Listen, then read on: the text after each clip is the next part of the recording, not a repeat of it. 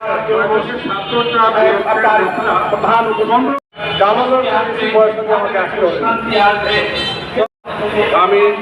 মাননীয় উপদেষ্টাকে বললাম আমরা যে আপনারা ট্রেনের বগি বাড়ান, ইঞ্জিন বাড়ান, আপাতত 2-1 বছর সেইটা করবে। কিন্তু আপনি যদি আজকে উদ্যোগ না নেন তাহলে পরবর্তী সরকার সে আধুনিক বাংলাদেশ আমরা করতে চাই, একটি সমৃদ্ধ বাংলাদেশ আমরা করতে চাই। বাংলাদেশ করা,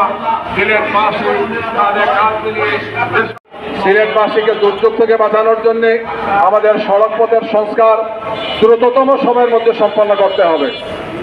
রেলপথের সংস্কার করতে হবে, ট্রেনের সংখ্যা বাড়াতে হবে, বগি বাড়াতে হবে, ইঞ্জিন বাড়াতে হবে।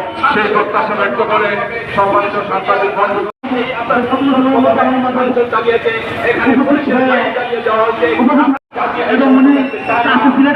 আমাদের প্রোগ্রামের জন্য ফ্লাইট তৈরি করেছে। বক্তব্যে আসছেন বাংলাদেশ সংস্কারের উদ্যোক্তা সাবেক মেয়র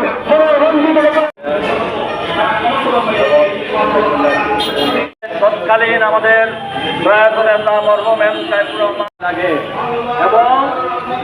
এবং শুধু সংস্কার হয় নাই।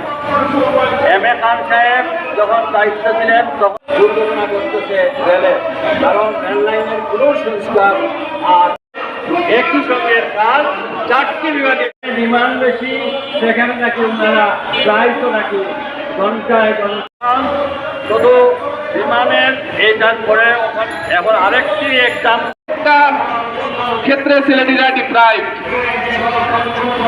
আমরা তাও আশা রেখেছিলাম যে ইন্টারিম কিন্তু বেশি কম না। আমরা সাবেক সংসদ সদস্য নওয়াব আলী আব্বাস